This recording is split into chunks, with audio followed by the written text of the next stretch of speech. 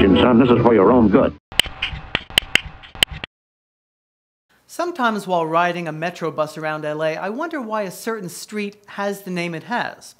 Maybe the same thought has crossed your mind. So today on Transit TV, we begin a new series called LA Street Names. And if you happen to be riding the 20 or 720 bus lines as you're listening to this, you'll learn a little bit of history about the street your metro bus is now driving on, Wilshire Boulevard. Wilshire is one of the major east-west traffic arteries in Los Angeles, running 16 miles from downtown through MacArthur Park, the Fairfax District, Beverly Hills, and Westwood to the coast in Santa Monica. It plows straight through several major business districts in the city, but it didn't start out that way. What it started out as was an unplowed dirt path through a barley field. That field belonged to Henry Gaylord Wilshire, who was born in Cincinnati and moved to LA in 1884 at age 23. Making his fortune in publishing and real estate, Wilshire began developing land just west of Westlake Park for a housing tract in 1895. He agreed to donate to the city a strip of land for a public street running through his property on the condition that it be named in his honor. From those humble beginnings, the now mighty Wilshire Boulevard was born. Wilshire made and lost several fortunes, partly in the publishing business with his Wilshire's Monthly magazine.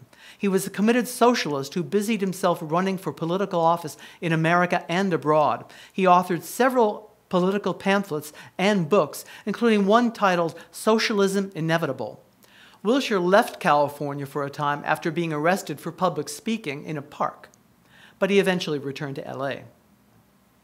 The historic 13-story Gaylord apartment building at 3355 Wilshire Boulevard at South Kenmore Avenue is named for Henry Gaylord Wilshire.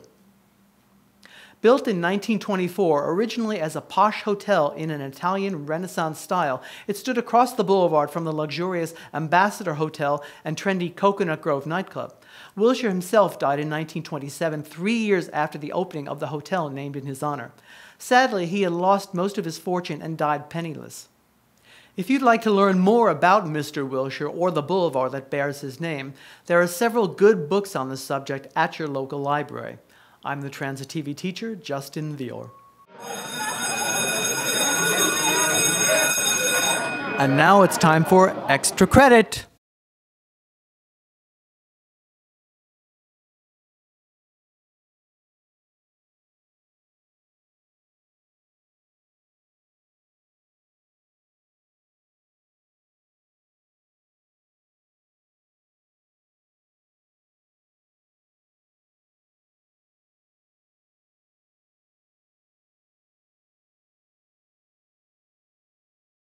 Email your answers to extracredit@transit-tv.com.